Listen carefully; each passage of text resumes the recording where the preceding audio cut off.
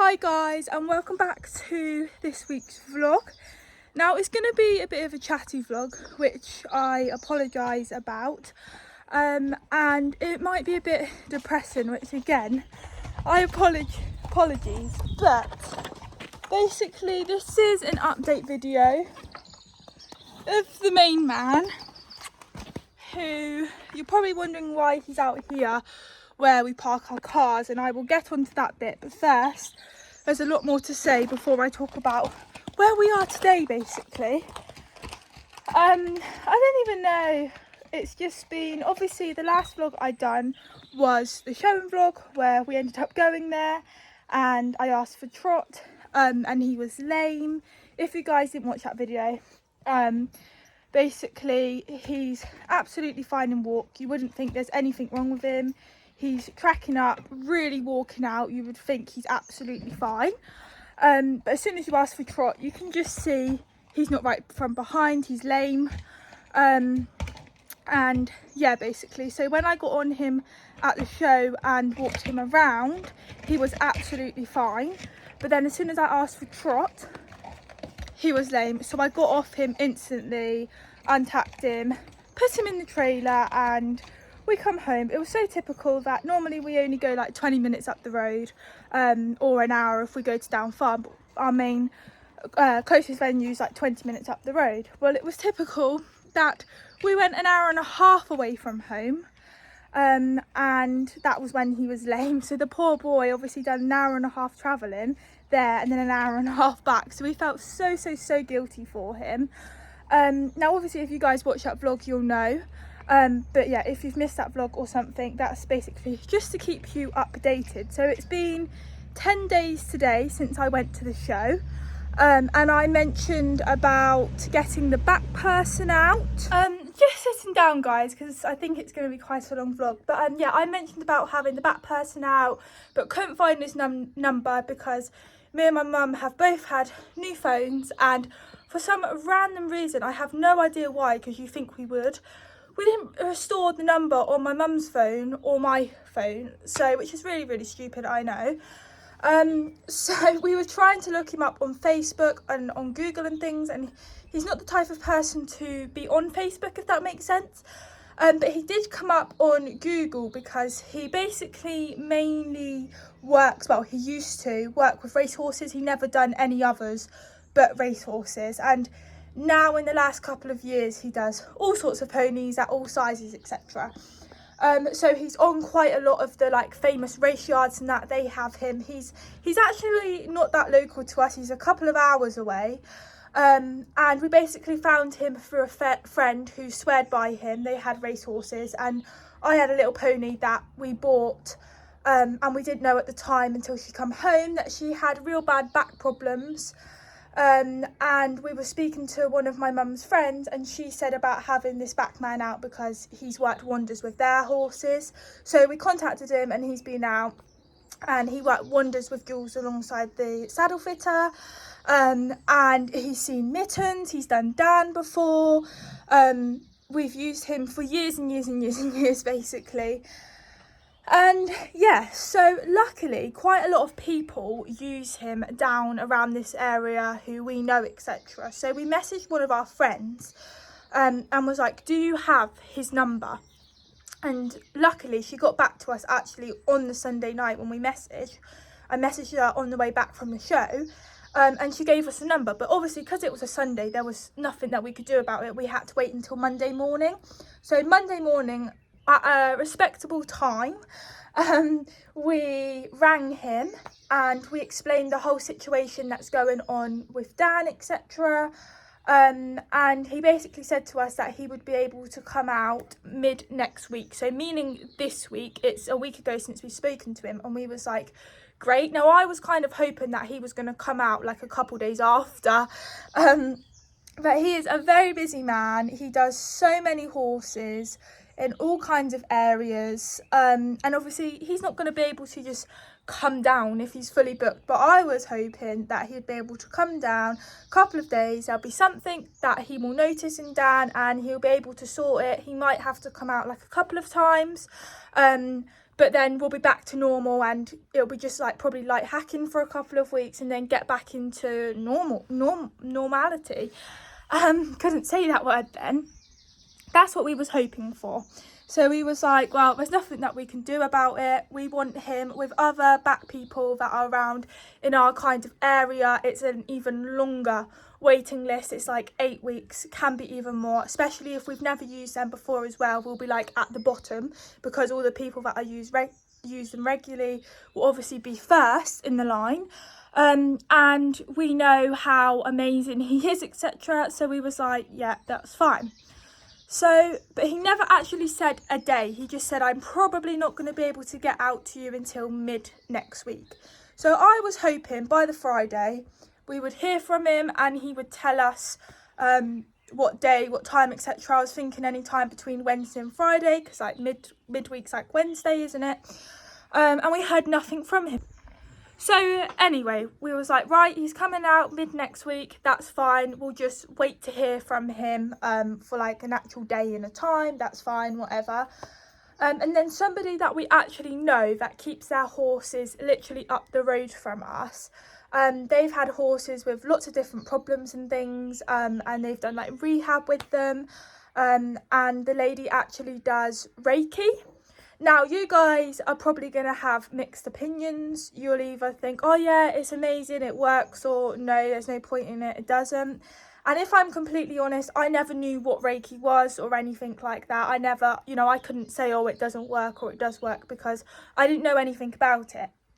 And before Dan even went lame, with the whole situation with Mittens and everything, the lady said, oh, I'll come up and do some Reiki on her. And we was like, well, why not? Like, it's not going to hurt. And she actually come the day before we went to the show for Mittens.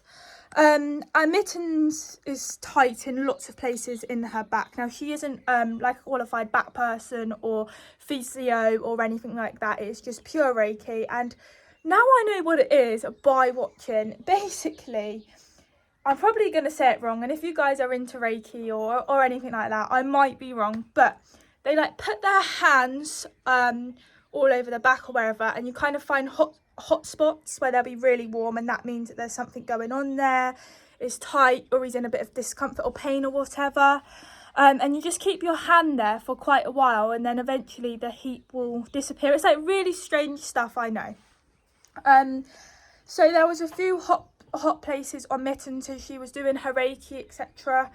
And she also had this massage thing, which basically looks like a gun, if I'm completely honest. And Mittens didn't like that, so she was just using her hands. And honestly, by the end of the session, Mittens wasn't tight in the places where she showed us. And then the next day, because she left at like 8 o'clock, she spent like 4 hours on Mittens. Mittens obviously stayed in. So the next day on the Sunday when we let Mittens out, we could not believe the difference in Mittens. She was trotting and cantering around the field. She was really walking out. We just couldn't believe the difference. And that was all down to this Reiki. We was like, wow, it's amazing. Now, this now leads us on to obviously being the next day, going to show Dan being lame, etc. So we actually messaged a couple days after. We messaged Helen and said that we cannot believe the difference in Mittens. It's incredible. And we mentioned about now Dan not being right, etc. And she said, well, I'm happy to come up and do Mittens again, and I'm happy to look at Dan if you're happy for me to. And we was like, oh yes, please. So she come up last Saturday, and she was expecting Dan to have quite a lot of tight places in his back, but she actually said his back is very supple, which is obviously a good thing. And she said it was all down to me, my hard work, which made me feel very proud. She says he's looking absolutely fantastic weight wise. He's got a real shine on him. He's so supple, which is just what we want. So she was basically going over him, and she found on his shoulder it was quite hot, and he was quite tight as well, and he was in a little bit of discomfort. When she was putting her hand, he was like, you could see he wasn't very comfortable. So she worked on that for ages. Again, she probably spent like 3.5 hours on him. That's a really weird angle, sorry. And then she actually managed to get the massager on Dan, so she was using that as well.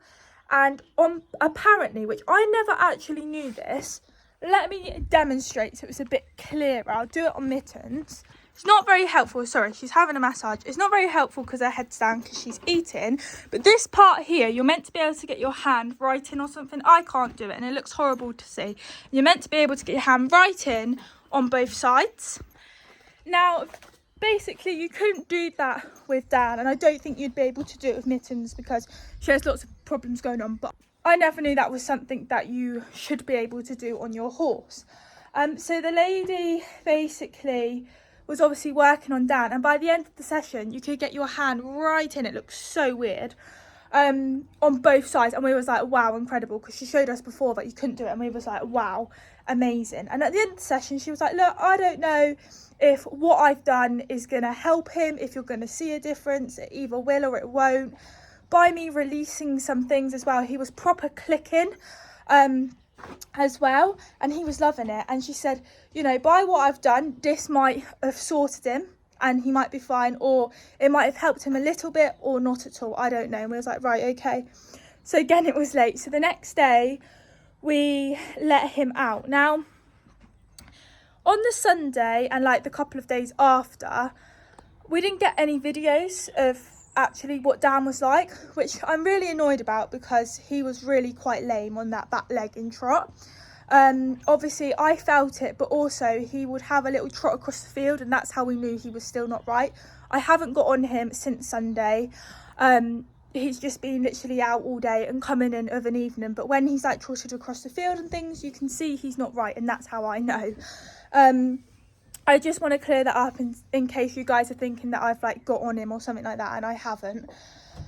And he trotted across the field, and we actually noticed a difference because the day before, a couple of days before she come out, I was starting to get videos of him trotting out across the field, and you could see, and it wasn't as bad as the first couple of days. Like on the Sunday and the first couple of days, they were really bad.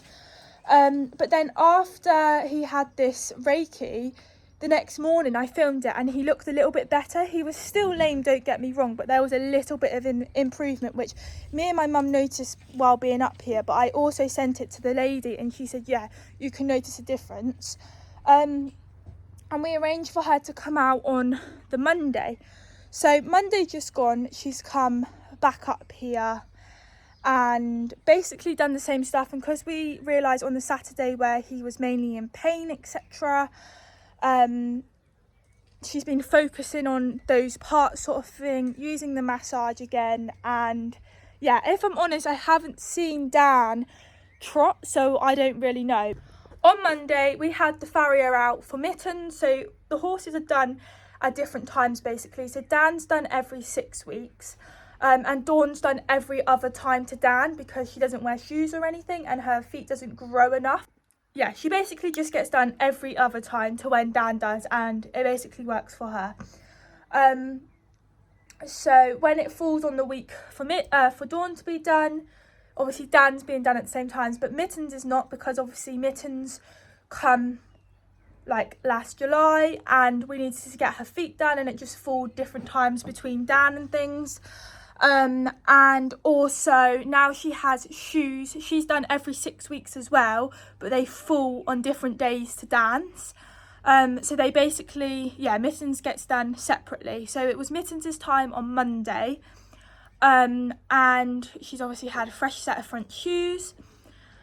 And my mum was saying about, because I wasn't here, I was actually working, and my mum was saying to our farrier about Dan, etc., and I wanted the farrier to just check over Dan's feet just to make sure that there wasn't anything going on with his feet, just to make sure that we're all clear with that, so then we know, right, his feet are okay, blah blah blah. I'm not saying it was his feet or anything like that, but I just wanted to have the check so that I know it's been checked, if you know what I mean, and to put my mind at rest, because since Sunday I have been so worried about Dan. I still am. There's been lots of tears, I cannot lie, because I'm just worried, and I don't know if... Steady, Dan. He's just went for a little trot. Yeah, I don't know what the issue is at the moment. And when the lady come out, she says, I think what it could be is his shoulders. And one side of his shoulders was a lot worse than the other. And obviously they go in pairs between his back leg and the shoulder. So the front leg, sorry. So it could be the shoulder that's making him lame from behind. But that might not be it, if you know what I mean. And then on Monday, she was like, she doesn't know what it is. There's like lots going on. Or I don't know, really confusing, and I just can't take it all in, guys, because I know it sounds so stupid, but it's been like one thing after another, and I've been so worried about him, and it's just so stressful. And it's only been 10 days and it feels like it's been months. Like, I know that sounds really pathetic. So anyway, the farrier come over to Dan, checked his back feet, and he was like, yep, they're fine. Because he was thinking, obviously, if he not sound from the back, he'll check the back feet. So he was like, no, they're fine. And then my mum said, well, can you just check the front as well? And he felt the front of the hoofs, and he was like, they are burning hot. Like, they shouldn't be like that. They are so hot. And my mum said, well, what could it be? And he said, well, he could have real mild laminitis. And my mum was like, nah, he doesn't have laminitis. He can't. Like, he's so fit. The grass, I will admit, is shooting up. He has had 10 days off, and with the grass shooting up, yes, there could be a possibility because he's not having exercise like he was, but he isn't fat. He's the perfect weight. And he's been a lot fatter, if you know what I mean. He's never had laminitis in his whole entire life. And yeah, he's not fat. I know the grass is proper getting thick and things, so there could be a chance because he's had a week off or whatever, and the grass is growing. But we was like, I don't know. And then he was like, well, if it's not laminitis, he says, if these feet do not cool down by the morning, then you're going to have to call a vet, because it might not be laminitis. The vets might have to give him a blood test to see, because he could potentially have Cushing's, or there could be something else going on, because this isn't normal. And my mum was like, well, he can't have Cushing's because he's only 15, and that's not old, and he's looking amazing, if you know what I mean. Like, I know we're saying that and things, but we have had other comments from people that seen Dan and been like, oh my god, he looks amazing, like his shine and everything like that. And I'm not blowing our own trumpet or anything like that if it sounds like it, but if he had Cushing's, he wouldn't have the shine, and the shine isn't from like products or anything like that. It is his natural shine. Like, we was just so confused, but obviously the farrier knows more than what we do. So he was like, if the heat doesn't go down, then you're going to have to call the vet and just let them investigate really with him. But he said, if it is laminitis, he says it is very mild. And we've caught it at the right time, basically. And I was at work, and my mum sent me the message, and he said, oh, put him on Butte for a couple of days, morning and night, because it will bring down the inflammation in his hoofs, and just see how he is. So my mum messages me saying about Dan needing to be on Butte and this, that and the other. Sorry guys, it is the next day now, hence why I'm in different clothes, if you guys are wondering. Kind of cut short, and it's took me onto this video now. I do apologise, but let's get back on to the update about Dan, etc. So Dan is still with me here. So basically my mum messages me like, Dan needs to be on Butte twice a day for a couple of days, and I was like, what? I was so confused, because I was like, why? What's wrong? Like, sort of thing. Because to me, having your horse on Butte is like, oh my god, what's the problem, if you know what I mean? It's not something that you would just randomly put your horse on Butte.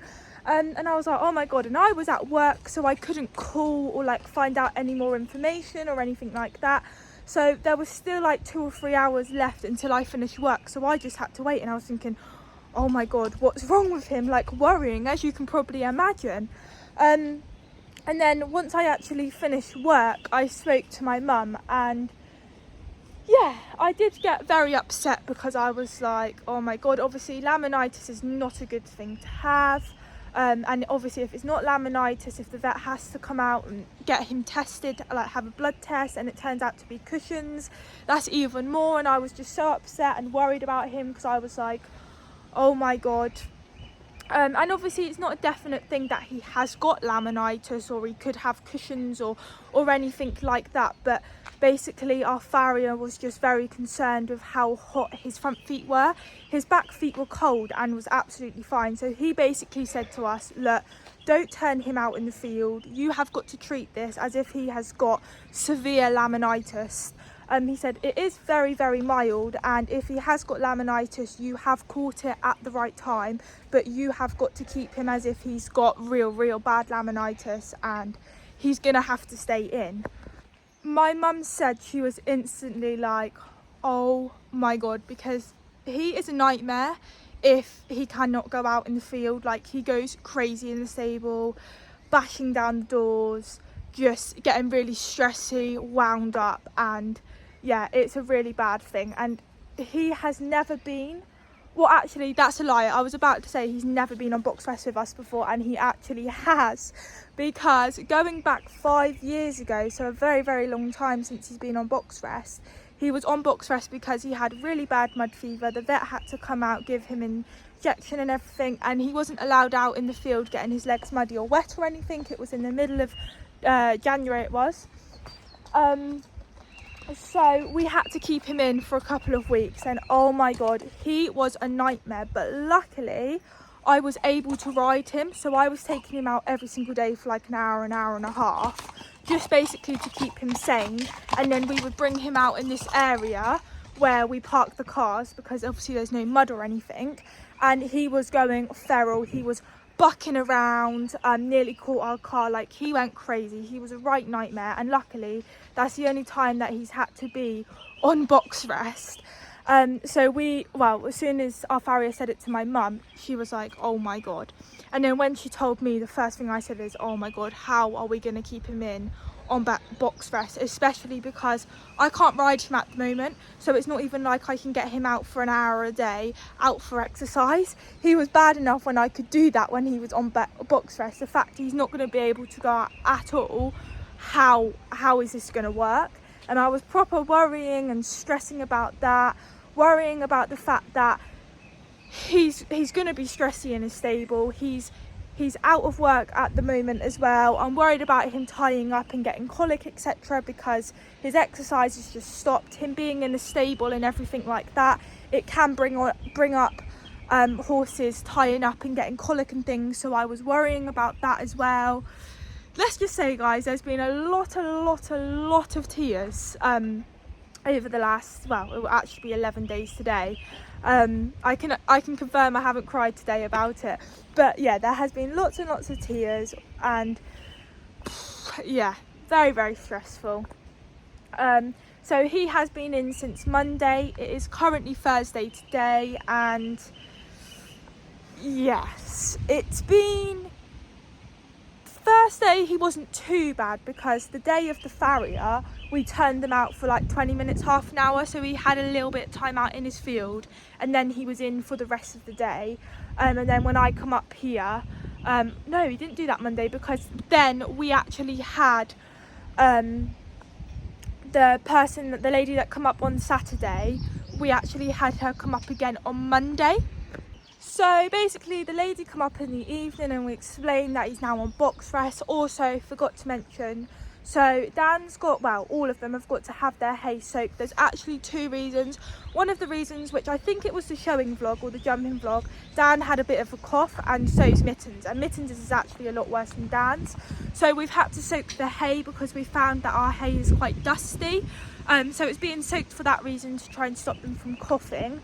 But also our farrier wanted the hay to be soaked to get if there is any goodness in the hay, which I don't think there is because it is quite dusty, to soak it for that reason, just in case he's got laminitis. So we've been doing that since Monday, which has not been easy whatsoever, because even with the amount of rain we have had over the winter, we haven't got a lot of water. And for you guys that doesn't already know, we don't have running water or a hose pipe or anything like that.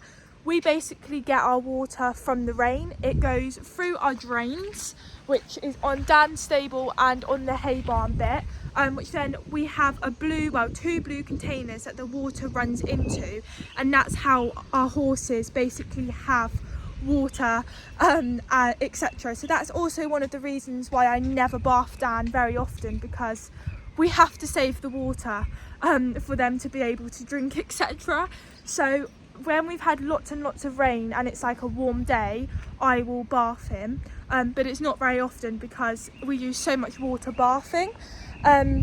So yeah, it is a real pain in the summer. Obviously winter's not so bad, but yeah, summer, if we have a really dry summer and we've run down both of our blue water containers, then we have like little water not water cans, they're like little cans, we've got loads of them like this, and we have to go and fill it up, put it in the back of my mum's car, and then bring it up for them to be able to drink. So that's when it gets really, really hot. But yeah, even with, which you would not believe, even with the amount of rain that we have had this winter, we don't have enough water to soak the hay as well as for the water for them to drink, etc.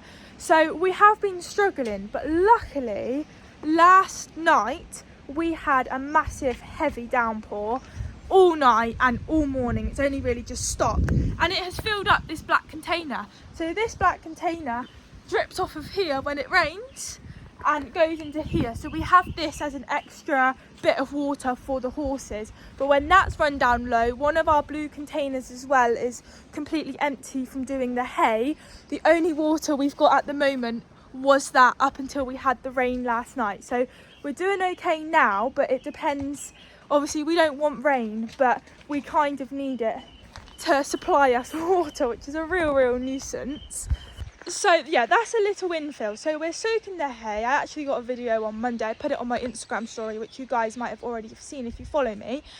And also after the whole thing about his feet being hot, I got a bucket of water and just put his feet, well, one at a time obviously, his front ones, in the water for a little bit. I'm pretty sure it's the first time Dan's ever done it. He didn't quite understand it to start off with, but he was so good. So I've got some videos of that which I'll insert into this vlog here. Just trying to think what else I've done really. His feet did cool down, but obviously they had been in a bucket of water. But then when he went back into stable, they stayed cool all night. I'm not sure obviously overnight when I wasn't here, but I kept checking them because I found now I've become very paranoid, because obviously our farrier said if the heat doesn't go down, then the vet's going to have to come out and investigate and do bloods, etc., to find out if it is laminitis or Cushing's or whatever. And we've also been checking Mittens' and Dawn's feet, and we've been comparing them as well. So anyway, the lady who come on Saturday, and we explained the whole situation about Dan having to be on box rest, etc. And because on Saturday we noticed that he was quite tight in his shoulder and he seemed to be in a little bit of discomfort, she really focused on that area again, as well as still on other areas. And yeah, she spent a good 2.5 hours on him, and again she said, I don't know if it's going to work or not, but I think, yeah, that's basically it. So sorry, me and my mum, we've been wanting this for about 2 or 3 years now, and it just hasn't happened. And I think I've mentioned it in the vlogs before, but our field is looking a little bit different, guys, because we started doing it yesterday, and that's one of the reasons why I stopped filming, because my granddad turned up. But you'll see it's a bit different. We've got a gate, and the reason why we are doing this, like I said, we've wanted to do it for the last 2 or 3 years, is because situations like this, and obviously we don't want any of our horses to have to go on box rest. It's like one of the worst things, but owning horses, you know, it can happen and things. We've had to have Mittens on box rest. We've had doing her check ligament when she done it with us years ago. Now she's on restricted grazing. She can only go out in the field for a certain amount of times, and then she's got to be in her stable. With Dan having mud fever, obviously this year and a few years ago, luckily this year it was actually dry for him to continue going out in the field, so we didn't have to worry so much, and I've been putting the mud fever boots on. But the time before that he had to be on box rest, and being on box rest I just find so stressful, because I get really stressed out, seeing Dan get stressed out, etc. Mittens is a lot more laid back, and we basically wanted to make it easier for ourselves and nicer for the horses instead of them being completely locked in for however long. So we have decided to get these posts, and these are posts that we've actually had at the back of our stables for quite a while. So we've basically just needed my granddad to put them in. And then we actually have this 5-bar gate from Dan's stable, because another thing, if you guys didn't know, Dan's stable is basically 2 stables. The gate goes in the middle, and then you can have one each side. But when my little pony Jules, who I speak about quite a lot, she was a bit of a stressy head, and we decided that she needed to go somewhere where horses didn't leave anywhere, because she would get stressed out taking Dan out in the trailer and things, and Mittens was always here with her, but she was just a very stressy type, and we felt that she needed to go to a place where the horses was there all the time and she'd be a lot happier. And we found a lovely home for her. She went in 2021, so we took the gate out, and obviously we haven't got rid of it, we've kept it. And yeah, unfortunately Jules has sadly passed away in 2022. So yeah, so the gate's been out since 2021. So we've decided that we would use the 5-bar gate as for this basically, which has worked out perfectly. But what we wanted ideally was to have post and rail. It would be a bit more secure for the horses. But unfortunately we don't have the posts or anything like that, and we're trying to do it in a cheap way, and it really has been with already having the gate and the posts and everything like that. So all we've actually had to buy is can't think what they're called, the hinges, that's the one, the hinges, so that we can actually hinge the gate on, because at the moment it's tied with baler twine, but obviously that's not a safe thing having with the horses or anything. Yesterday me and my mum went and got the hinges, but unfortunately they were the wrong size. So when I finish work today, I've just driven down there, exchanged them for the smaller size, and my granddad's going to be coming up in a minute and putting them onto this post so that we can get the gate so it can open and shut. And then what we're doing instead of post and rail is we are going to have electric fencing that's going to go across, and we're going to have 3 lines of it because we want it to be secure. Dawn doesn't respect electric fencing whatsoever, she goes right through it, so we want it low enough so she can't. Dan is absolutely petrified of it, and I'm pretty sure Mittens respects it, I'm not really sure. But that's how we're going to have it. So it means then we can leave the horses' stable doors open, and with the gate being shut, Dan can roam in and out. He's not eating the grass or anything like that, but it gives him a little bit more room instead of him being stuck in. And also the same for Mittens and things like that. And then if we want them to be out, we can just pin the gate back and they can roam in and out how they normally would. But yeah, this is just going to be absolutely perfect. It's going to help us out massively. I mean, we're lucky Dan does have a big stable where he can roam around in. Mittens and Dawn unfortunately don't, so that's why we put Mittens into Dan's stable. But just having this area here where it's closed off, we can leave the doors open and go to work or wherever, and we know that the horses will be secure in this area rather than worrying about them being in their stable. Because yeah, at the moment he's going out here just for a little bit to have a leg stretch, really have a little bit of grass, so we feel it's really important that we need to keep him moving. He isn't actually stiff at all, which is amazing. And yesterday we stupidly said, right, let's let him out in the actual field for half an hour, because guys, you're probably thinking, well, why? You've been told to keep him in, how ignorant, this, that and the other. I've missed a part, I do apologise. Basically, so we've been feeling his feet every single day. When he's come out here, when he's moved around, his feet go cold. When he goes back in the stable and he's stood around for a while, they go warm. But they haven't been, I didn't feel, on Monday, I didn't feel how hot his feet actually were, but my mum did. And my mum has said, my mum's felt them every day as well, and she said each time they have not been as hot as they was on Monday. And when he comes out of his stable and walks around, they go cold again. And then when he goes back into the stable, they'll still stay cold. But if he's been in there for like an hour or two, they'll warm up again. But they're only warm. And we've been feeding Mittens and Dawns, and theirs have been exactly the same. In the stable, they've been warm as well. And when we've let them out, they've been cold. So we're thinking that they potentially could have been hot because he was stood around in his stable. And that could be why, because they haven't been as hot since. So obviously there's that still side of we've got to be very careful just in case it is laminitis or whatever, but equally it has gone down, and our farrier only said to get the vet out if they're still as hot and haven't gone down at all, and they have been. So with Dan being absolutely feral, yesterday he was bucking around and being silly in here. We've let him out in the field literally for half an hour. We didn't want him out any longer because the grass has just come up like anything. And oh my God, he was going wild. He was galloping around. He was bucking around. I was shouting, slow down, Dan, because obviously don't know what's actually going on with his back or whatever's wrong with him. I don't want him to make it 10 times worse. I was like to my mum, we shouldn't have let him out. It was a stupid thing. You know, the field's on a hill and uneven. It was a very stupid thing. But then it's like my mum said, but when we do eventually let him out, he's just going to go absolutely crazy. So if we let him out now, at least he's been out. When we let him out again, he shouldn't be as bad, which is very true. But my little pony actually died from galloping around the field. She come down, tried to stop at a gate, and she skidded into the gate, flipped over the gate and broke her neck. So I now absolutely hate seeing the horses gallop around the field because I'm really scared that it's going to happen again.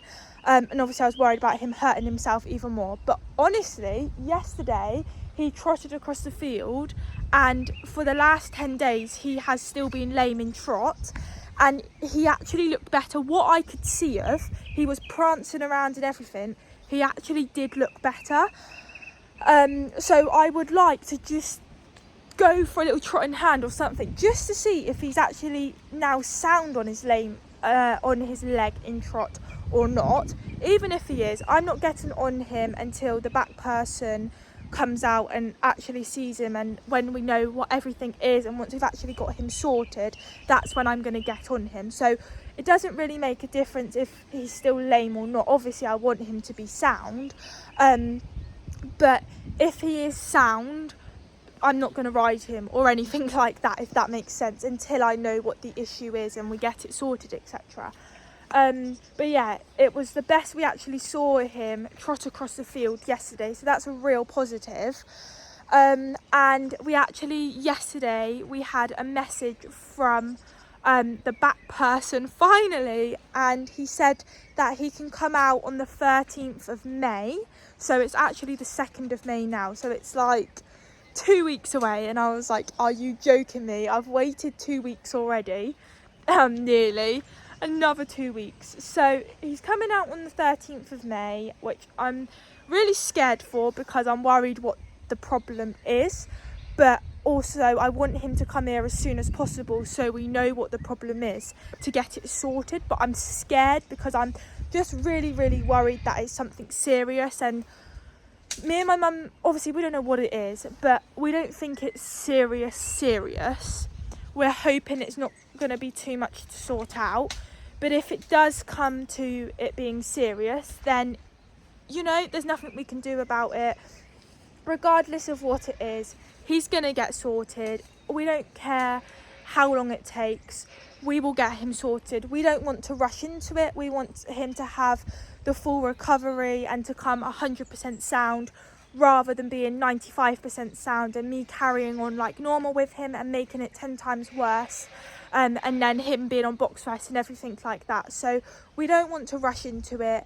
We're going to get him fixed no matter what it is. If the Batman has to come out 3 or 4 times to get him sorted, he will come out 3 or 4 times. All we want is for him to be sound, etc. And yeah, so as much as I'm like kind of like, come on, I want to get him sorted and things like that, obviously I do, but you know, it takes time and we're not going to rush him. If the Batman advises us to, then we will get the vet out and we will get the vet to fully sort him out, obviously, and investigate with what's going on. But at this moment in time, we don't feel that the vet needs to come out because, yeah, we don't think it's serious enough for the vet to come out. We're hoping that the back man is going to be able to work his magic and see something that's going on. But if he advises us to get the vet out, or he isn't getting better after the back man, then the vet will be coming out and doing a full, will be investigating and basically getting him sorted. But touch wood, it's not going to come to that. Hopefully the vets are not going to have to get involved, and the back man's going to be able to do it. I really hope so, honestly, guys.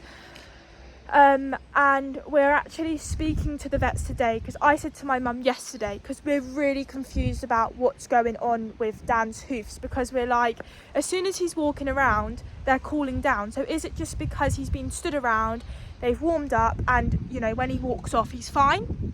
And we're just getting really paranoid. We're feeling them before he goes out in here, and then as soon as he comes back in, we're feeling them. And just a minute ago, before I turned him out here, they were warm. I'm going to feel them now. He has been walking around. Yeah, his back ones are cold. Yeah, his front ones are cold. So this is the thing. We're really confused, because we're like, well, is it laminitis? You know, is it just because he's standing around? So I said to my mum, how about we don't feel that the vet needs to come out, but why don't we just speak to one of the vets that know Dan, and see us out competing, etc. Why don't we just speak to them, chat to them, explain about it, and if they think that doesn't sound good, I would like to come out, then obviously we'll get them to come out. But if they're like, I wouldn't worry about it, then that just puts me and my mum's mind at rest, and it's something that we don't have to worry about. So yeah, we're going to have a little chat to one of the vets today.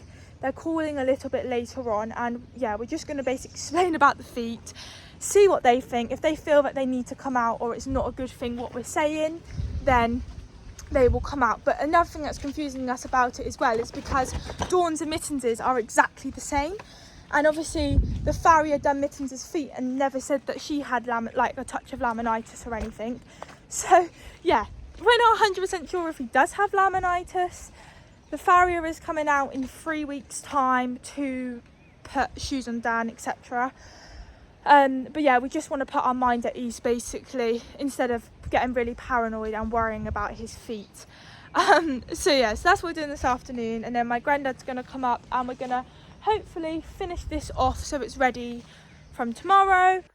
Okay guys, so it's a couple days later, shock horror, I feel like that's what it's been, since basically the last videos that I spoke to you, and I mentioned about later on in the day we would be speaking to the vet about the whole situation with Dan's foot, his hoofs, about them being really hot and he could potentially have real mild laminitis or Cushing's, etc.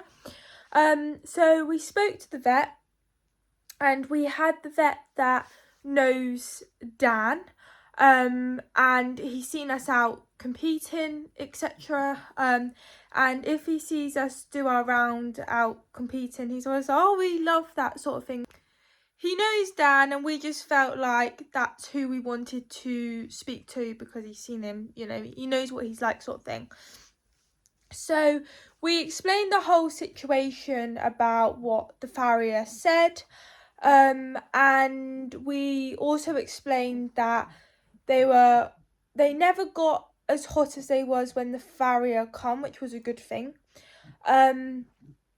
but they would get warm in the stable, but then as soon as we let him out where like the car, where you park the cars, once he'd walked around, they would go back down cold, and it kind of went like that. And I've already mentioned that in this vlog, and I've also said that Mittens and Dawn's was the exact same, and that's why we got so confused, especially because Mittens had her feet done in the morning, and the Farrier never mentioned to us about her having like laminitis or anything like that. So that's why we was like, really, like, is it? And obviously a Farrier knows a lot more than what we do, so we wasn't saying that the Farrier was wrong or whatsoever, and if it sounds like that, I don't mean it in that way, but we just wanted to put our mind at ease. We was getting really paranoid, constantly checking the hoofs, and we didn't feel, because the temperature of the hoofs went down and they never got as hot as they was, we didn't feel that the vet actually needed to come out, but we just wanted to speak to them to see what they thought,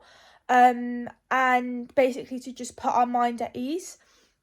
So we obviously explained it to the vet, and he was not concerned whatsoever. He was like, nope, he doesn't have cushions, he doesn't have laminitis, like, don't worry whatsoever. He said, obviously, with him not being in work and with the grass and things, you are going to have to be quite cautious with him, because if he's out 24/7 on grass and he's not getting exercised, he's not burning off what he's eating, so he'll put on weight, and then there is a chance where he'll get laminitis. He said, but if you start restricting him with it, then you won't have a problem, as soon as he comes back into work, that he can go back out 24/7, because once he's ridden, obviously he can burn off what he's eating. Because previous summers we've never ever restricted Dan on his grazing, like never. He's only ever, like in the summer he goes out 24/7. Obviously he's exercised every single day, but we've never restricted him whatsoever. He's never had laminitis in his whole entire life. But he did say just to watch him while he's not being ridden, but he was like, but hopefully it's not going to be too long and we'll get him back in work, because we don't want him off for too long, sort of thing, which obviously we don't. And we also spoke to him about our saddles, if he recommends our saddle fitter, etc., because the lady that come out and done the reiki wasn't convinced that our saddle was actually fitted. So we just wanted to see what he thought of the saddle fitter, if you know what I mean. And he said that he knows a lot of people that use the saddle fitter, and that's who he would recommend, basically. So that put our mind at ease.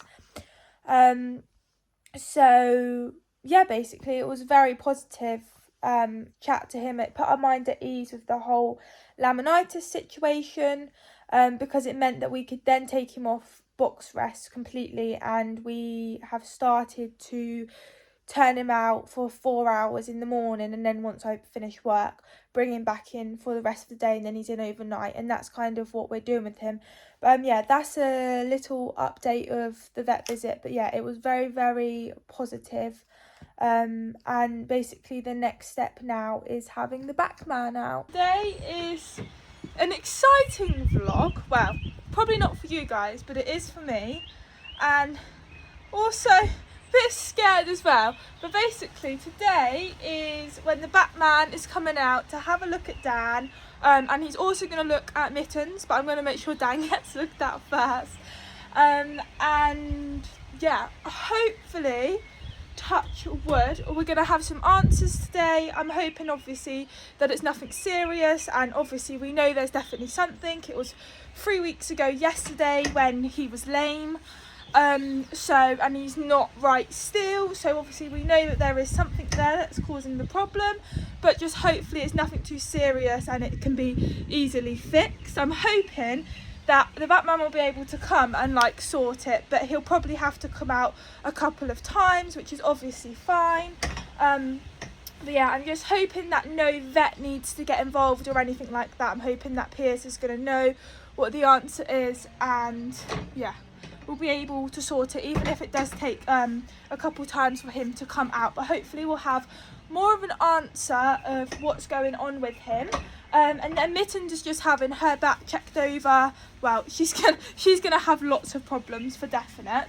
But yeah, hopefully it's not bad news today with Dan, and hopefully it's nothing too serious, Dan. So yeah, I can't wait for him to come, because obviously I just want to know what it is so that we can sort it out. But also I'm scared because I'm worried that he's going to say it's something really serious or it's something really bad. So touch wood, hey Dan? So the horses have been in since this morning. I changed the routine. They're now out at night. They go out around 9 or 10 at night, and then they come back in the morning around 8ish. Sometimes, well, through the week it's just before 8, and then it's just after 8 on the weekends. So yeah, so he's been in, well, they all have, and he's getting very irritated now because he just wants to go out in the field. Oi, stop. Yes, there's 45 minutes until he's going to be here. He might come a bit earlier. So what I'm going to do now is just get the poos out. He's pretty clean because obviously it's only been 4 hours or so, well, 5 hours since Dan, stop it, 5 hours since he's been in. Obviously his stable was all clean. He also needs more hay, but it's currently being soaked at the moment, so that's probably why he's a bit annoyed, because he's like, feed me. He's actually ate quite a lot. We was expecting him to still have hay, but yeah, so thought I'd bring you guys along with me. Obviously I want to keep you guys updated with everything that's going on. I'm gonna have to do a trot up the hill, which obviously going up a hill is not the best thing. It ideally needs to be flat, but with us not having a flat field and it's either downhill or uphill as soon as we come out of the gate, there is no choice of flat. But you can see that he's not right.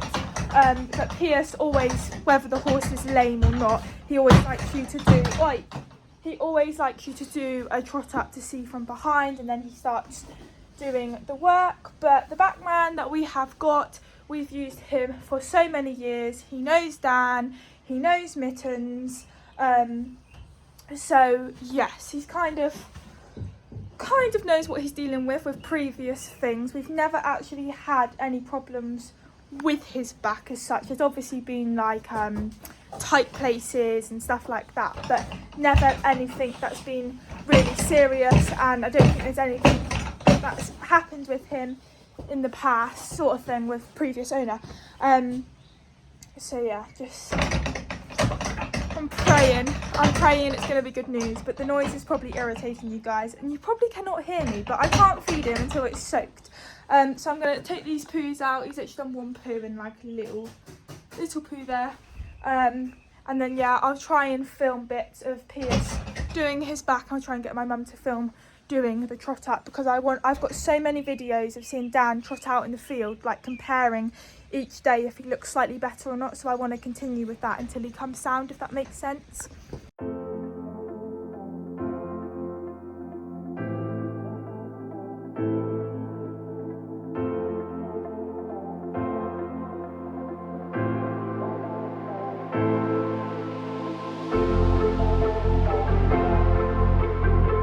Okay guys, so it's a couple days later than when I last spoke to you.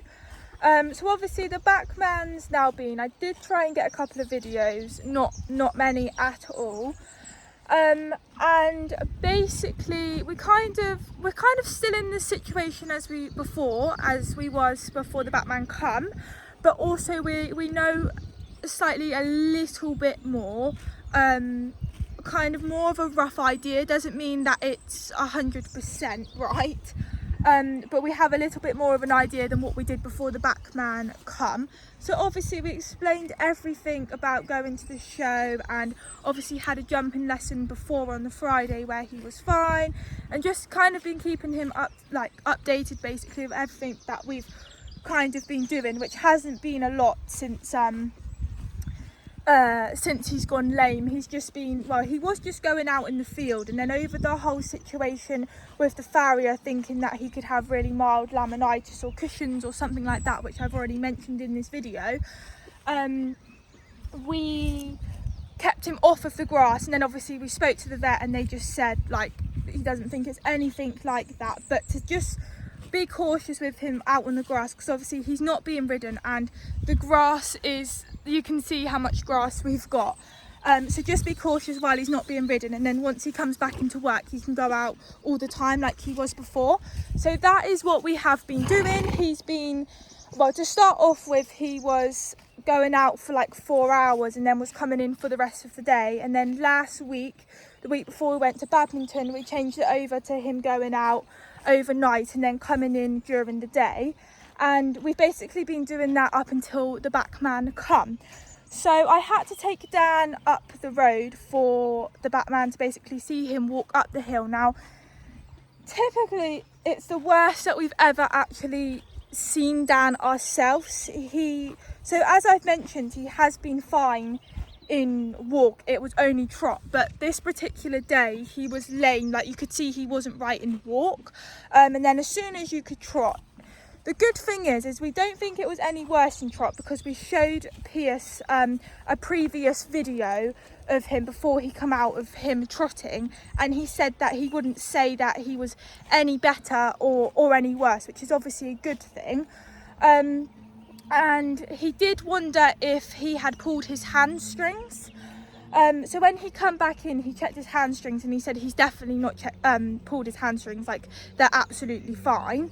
And then he was just kind of looking around, and then he realised that it could potentially be his SI joint, which is, I don't know how to say it properly, it's called sacroiliac joint, which I didn't have a clue about. I've heard about it before, but it's in this area, somewhere around this area of his back, which I'm not going to tell you guys what it really is, because if I'm completely honest, I don't know myself, and I don't want to tell you guys something if it's not actually right. But it's got something to do with the pelvis and something to do with the nerves, and that's all I know. And I'm not Googling it, because Googling it can make it 10 times worse than what it actually is, and Google's not always right. So I would rather not actually look into it, because you then get paranoid. So yeah, and obviously it's not very good news, because we wasn't expecting anything to, like, for it to be serious or anything like that. It is quite a serious thing. We was only expecting Dan to have done something that was really easily fixed, where the back man would be able to come out, see it and notice it straight away. We was not expecting that it would be something like this, and with him speaking to us and explaining it, we realised actually how serious it is. Like, it is a serious thing. And I mean, you guys might want to Google it if you guys want to actually know what it is, but I am not Googling it, because Google's not always right, and I don't want to. Obviously I want to know, but I would rather hear from like a vet or a vet person rather than just diagnosing it on Google, because he hasn't, it's not a definite thing that it is the SI problem, but in the area where he was sore, that is around the SI joint. So it's kind of, I don't even know if I want to say 95%. I don't know whether to say 50%. I don't know. But there is a chance it could be the SI joint, or there's something else around in that area that's causing it, that's close by to the SI. And I basically was like to him, because he wasn't really telling us, he was just telling us bad news. And as you can imagine, guys, I was absolutely devastated, so upset. And I did say to him, you know, is he ever going to come right where I'm going to be able to ride him again? And he did say, which made the situation 10 times worse, he said it depends. Like, he could come back and be absolutely fine, or there's a chance where he might not be right for me to ride him. So as you can imagine how upset I was. And I know, again, it's not 100%. He's not saying, oh no, he's not going to come back from this and you're not going to be able to ride him. But he didn't say, oh yeah, he'll be fine. So there is that obviously worry. So yeah, basically there wasn't really much else to say. We're obviously absolutely devastated, and never thought in a million years we would be in this position where we thought it'd be as serious. And he did say to us at the very start, when he thought it could be the SI, I don't think I'm the right person for you. I think a vet needs to get involved with this, which this made it even worse, obviously. And he said I can have a look at him and try and do something with him on the other side, because he's actually lame on the right leg, which we already knew that. But he could do it on the other side, which is this side here, because he doesn't want to do anything on his actual bad side, because he doesn't want to make it worse, because we're not 100% sure what it actually is. So he was like, it's up to you. You can either just get the vet out and get them to deal with it, or have a look. And we was like, well, what do you think's best? Like, we will do whatever you think, because we've said all the way along, if it doesn't work out with the back man, then the vet will come out. Yeah, we never imagined in a million years that we would need to get a vet out. We just thought maybe he pulled something or tweaked something, and it was like a back man's job sort of thing. So we just said to him, look, what would you do? Because we will do whatever he says. And he said, if it's my horse, he said, I would try and do use the back man and do the other side. He said, because what he could do might work, and Obviously it's not going to happen instantly, but within a couple of days we should notice a difference, and it could work, and I could just kind of not carry on like normal, but I would be able to get on him providing that he was sound, and I would be able to take him up the road. There would be no canter work for a while, you know, like walking around the block and start kind of getting him back into work slowly. He said, or I could do it and it might not work at all and you'll end up having to get the vet out anyway. He said, but personally it's worth a try because you just don't know and it could work. So we was like, yeah, if you think it's a good thing to do, because he was like, I'm not going to do anything on the bad side to make him worse. I will do it on the other side so that he's not affecting the bad side, but he'll do it on the side of the SI. Now, I'm sorry guys, I know it's a lot of information that I'm saying to you, and apologies if I am confusing you all, because if I'm honest, I don't really know myself. I'm just kind of reiterating, if that's even the right word, what the back man has said, and it has been a complete blur. It's just, yeah. So we said, well, if you think it's the right thing to do, then, you know, try and do it on the good side.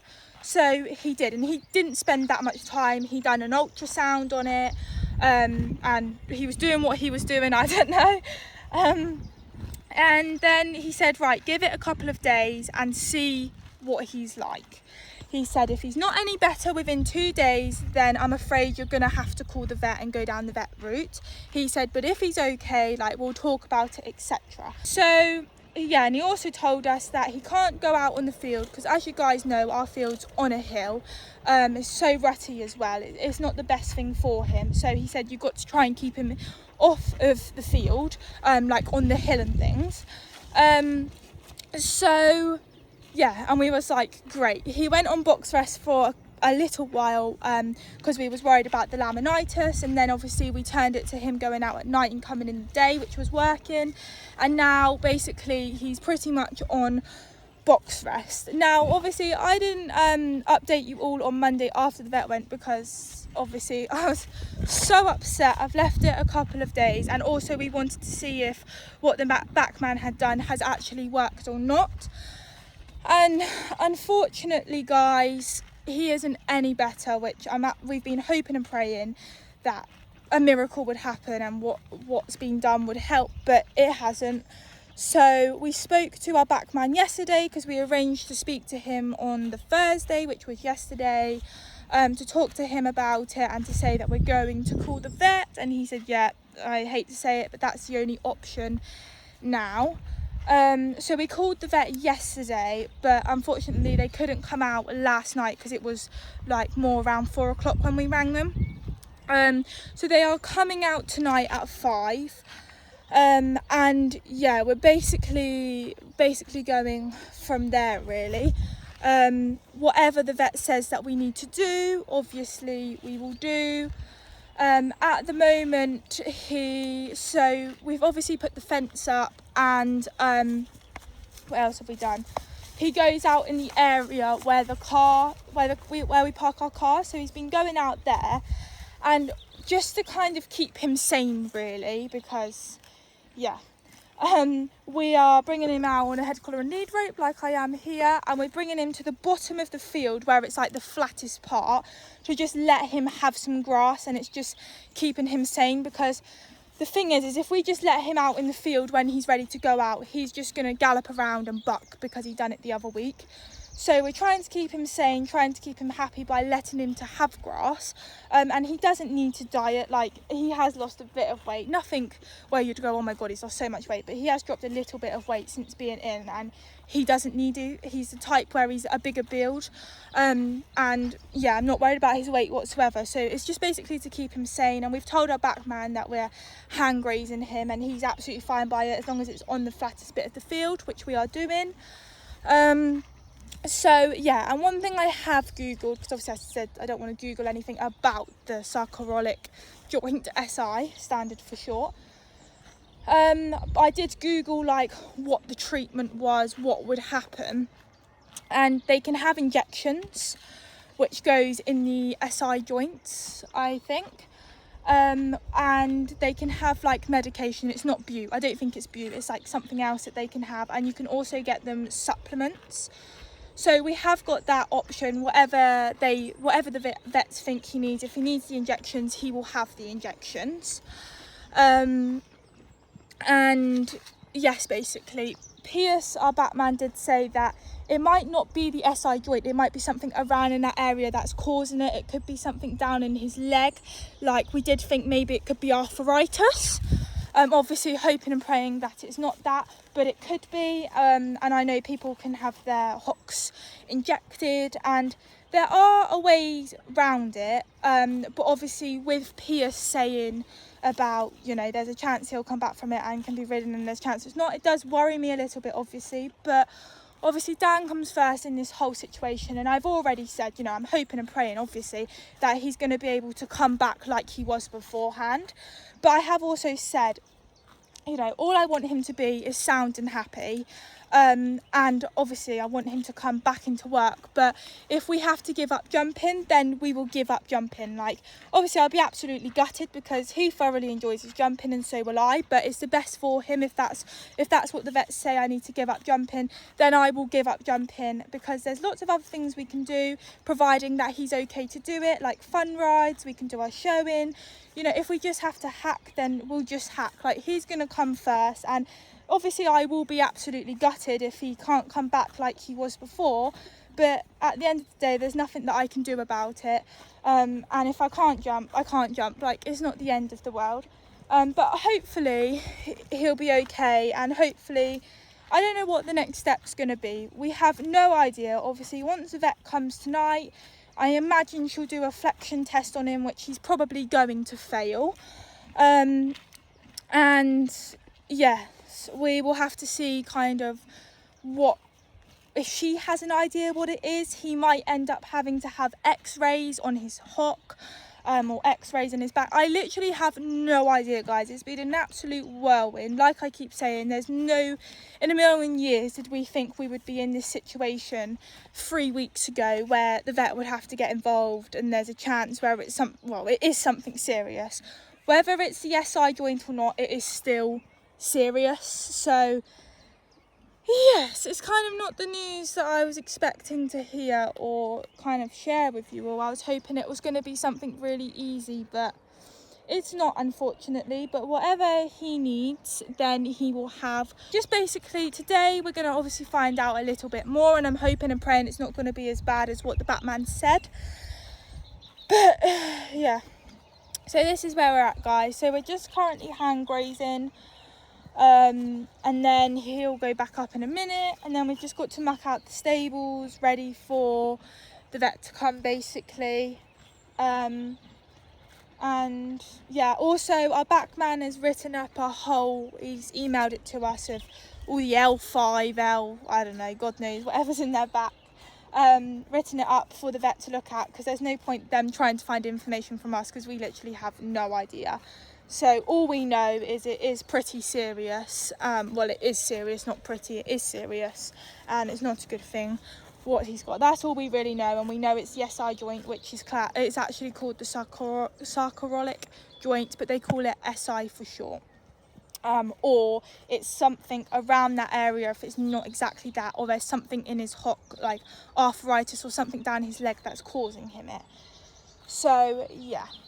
That is the situation, guys. And if you're thinking, how are you not upset? Trust me, guys, I am. I can't explain to you guys how many times I have cried. The worry and everything. And whatever it is, I keep saying to Dan, whatever it is, we're going to get it sorted. Like, whatever it is. Whatever needs to be done to get him back on track, we will do. He will have, etc. And it's not going to be... Obviously it's going to be a long journey, but I don't care, as long as he can come back and he's fit. And well, he's not obviously going to be fit as in riding fit, but he's fit, healthy, sound, and just as long as he can come back into work, in the sense, even if it's just hacking, like, I'll be over the moon. Be a bonus if we can get back to normal. That's obviously what I'm hoping and praying, but just to be able to ride him again. And yeah, because the Batman did say to us, if which is too late now because it doesn't work, but he did say that if it did work what he done and we noticed a difference within a couple of days, I said to him, I was like, so am I able to just, if he's all right and obviously he's sound and we've noticed a difference, am I able to just kind of get on him, or do I still have to wait a couple of weeks or a month? Like, I had no idea, because obviously we was hoping that what the Batman's done was going to work and the vet wouldn't have to get involved. Would I be able to just ride him bareback around the block and walk? And he said if he was to come right within a couple of days and he wasn't lame, you would be able to get on him and ride him bareback. That would be absolutely fine. But obviously that hasn't worked out, so yeah, we've just got to wait and see. And we wanted a Pacific vet who knows Danny and who's seen us out competing and etc. etc. That's who we wanted, and we rang up for him yesterday and he is just chock-a-block. And he recommended us this other vet who we have had in previous years with, I always mention her, my little pony Jules, she dealt with her. So we kind of know of her, she's never seen Dan before, but he recommended us to have her. So, yeah, basically. So yeah, we've just got to wait and see now, guys. And I was going to do the Backman in a separate video, but I'm just going to keep it all into one video, so it's a very long chatty vlog. But yeah, I have had lots of messages asking how Dan is, etc. So I'm just doing it on this video basically.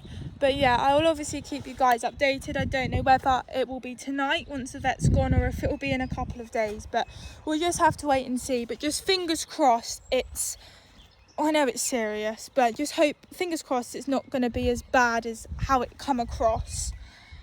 And yeah, basically, so wish us luck, guys. I mean, it's not going to be too long and I'll be telling you guys it's a longer wait for us, but it has been the longest. This weekend will be 4 weeks.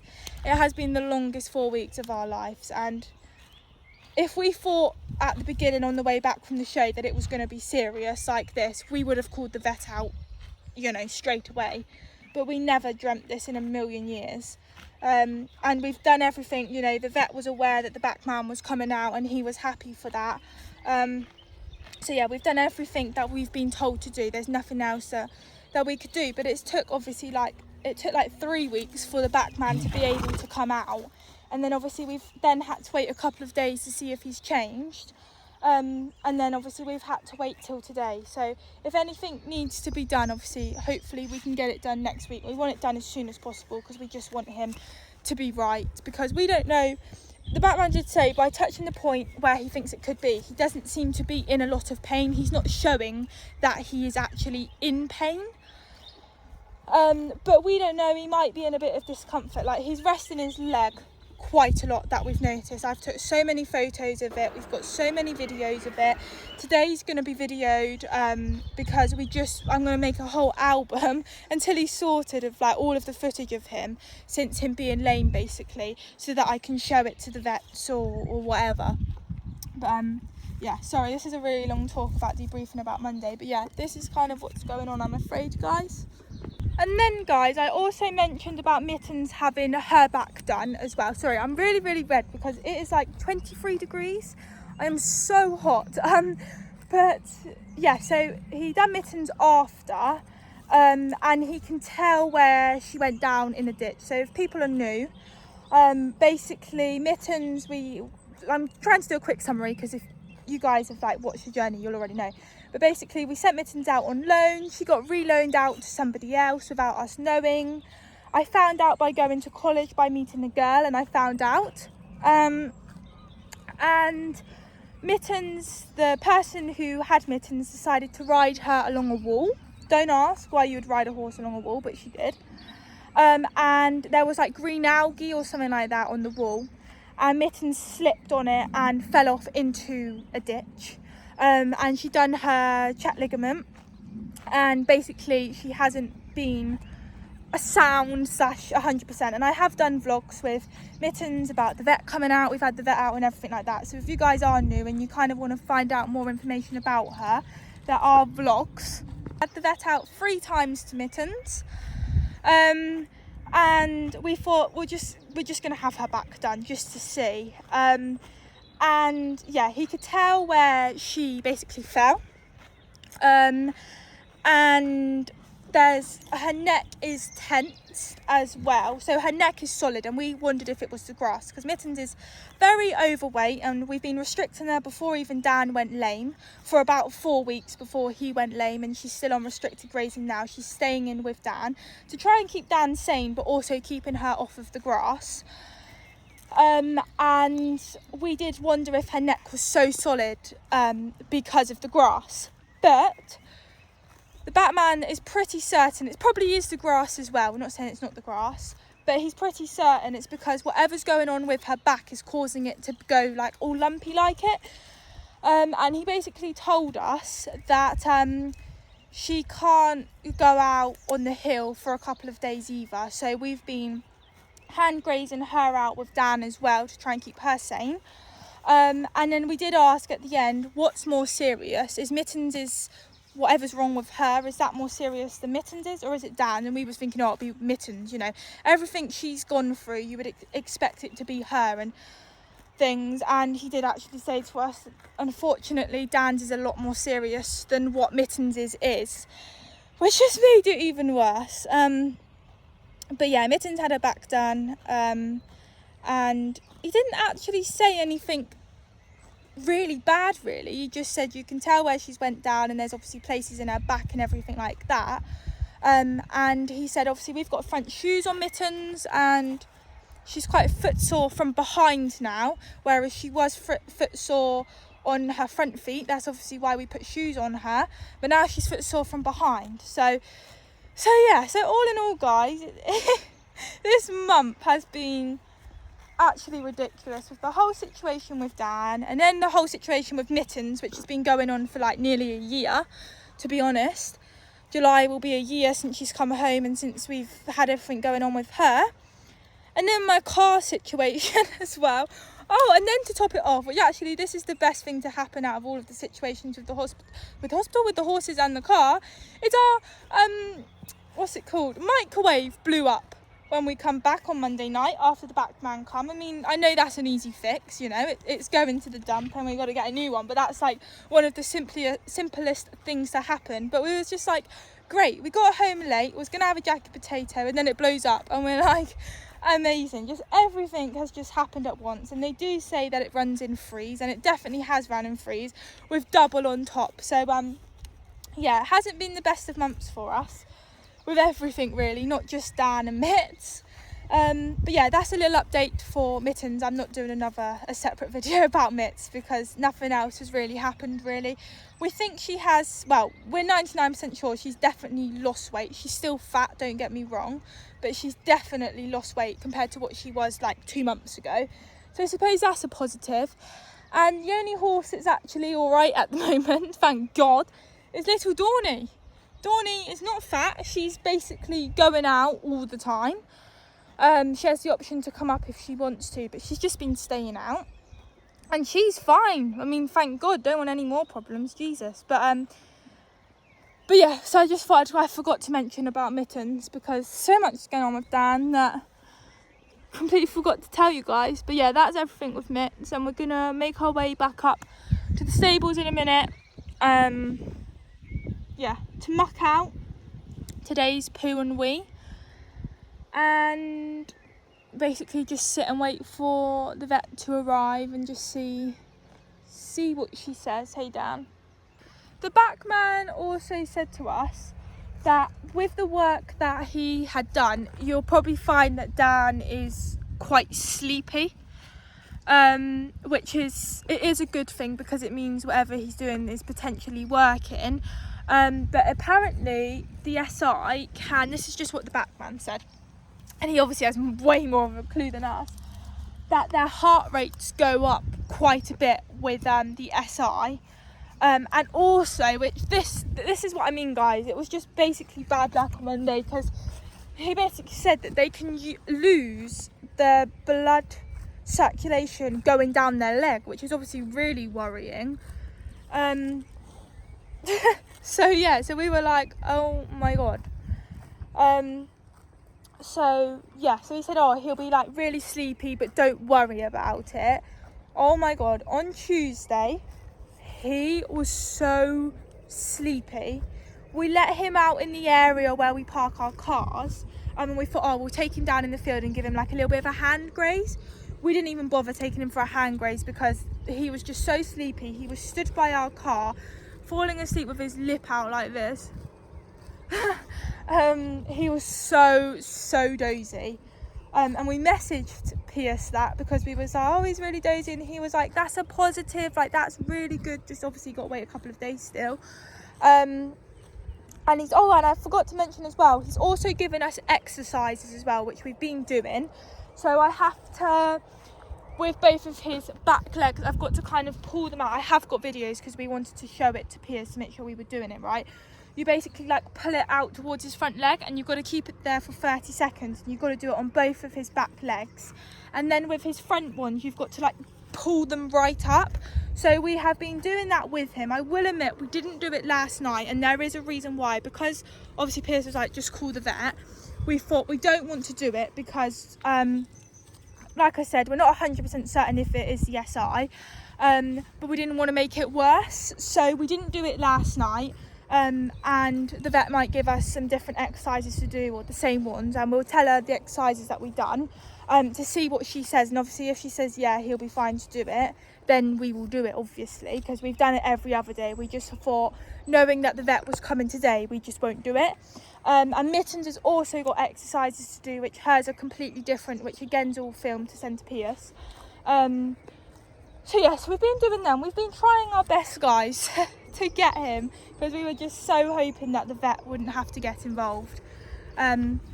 And it's not because we don't want the vet to get involved, but we were just hoping that it wouldn't come to that. We would be able to get him sorted. So guys, this is a quick turnaround because the vet now come, and I had to walk down up the hill and then walk him back down towards the vet. Now you can see he's not right here. You can see that he is lame. And then I had to trot him up the hill, which again, the positive is he's not any worse than what he was. He hasn't got any worse since he's been lame. And then this is him walking down. He's got food in his mouth because he was pulling me into the hedges. But yeah, he did try pulling me. I had to put the lead rope through the head collar just so I had a bit of control, because he will tank off at times. So it just gave me a little bit more control. And then we had to do the flexion test. So they do it on this side, and then she counts down from 3, 2, 1, and then I have to trot straight away, and then she'll have to see if he comes sound, how quick he comes sound, and then we basically done it on the other leg as well. Can we work it out? Only time will tell. It's gonna take a lot, 'cause we've been through hell. I can't be without you. I've tried and I failed. So can we work it out? Only time will tell. Why do you keep telling me nothing? But I know all your flaws, at least they say something. Still I try to connect with you through your eyes.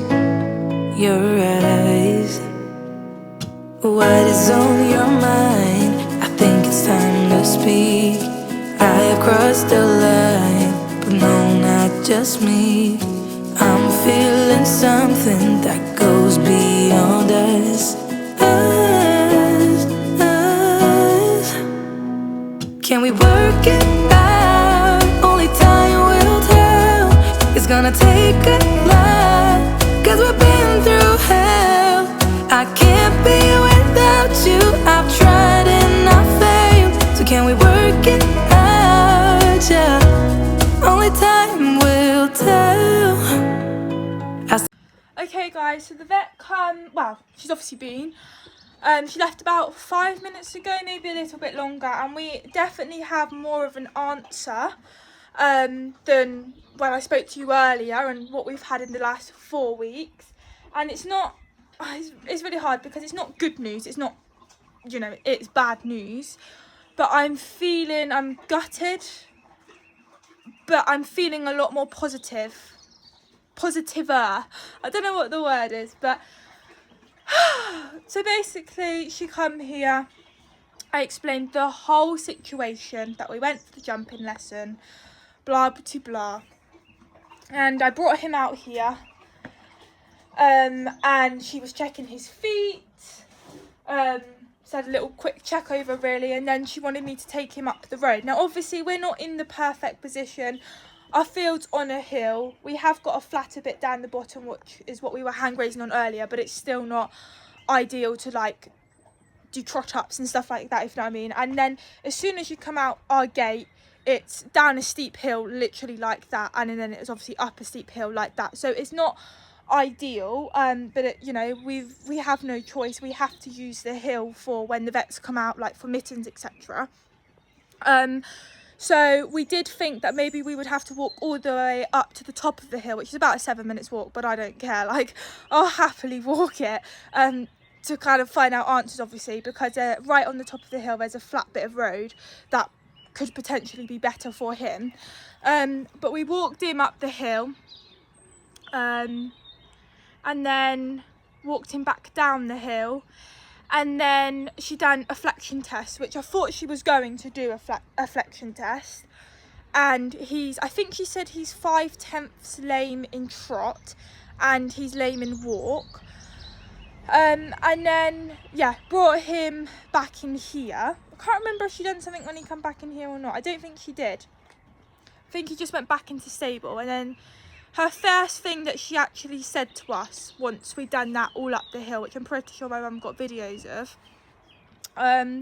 didn't get any of the videos of her like in the yard, but like trotting up and things, which you guys will have seen so much of that footage in the last couple of weeks, you're probably bored of it.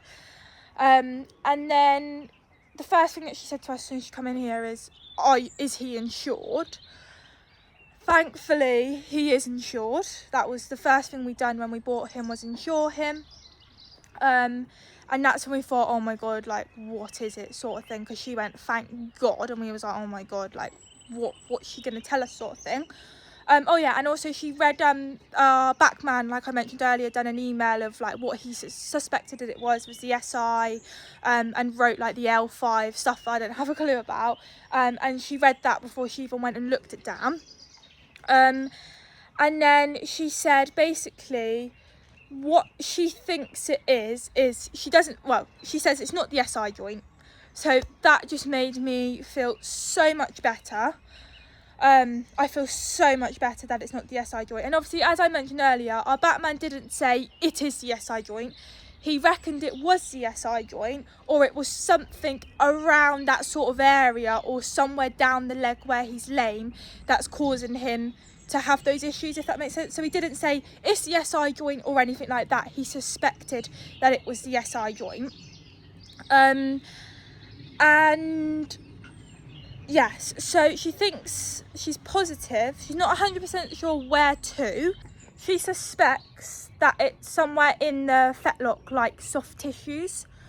And basically, apparently, which I never actually knew this, is actually quite common in like Cobbs, his type of breed, and Welshes and things. She said you wouldn't really find it on like a thoroughbred or a horse, that sort of type, but more on like ponies / Cobbs, like the chunkier types, and Welshies, it can be quite common. So she thinks it's a soft tissue in his fetlock, which obviously still not a good thing, but it's just made me feel so much better that it's like not the SI joint, because even with the soft tissue in his fetlock, it's obviously still serious and things, but it's just made me feel so much better. I feel a lot more positive, whereas before I wasn't feeling positive, like at all. And she basically said that he will have to go up to the hospital, I suppose, as you would call it, their hospital, which is only about half an hour away.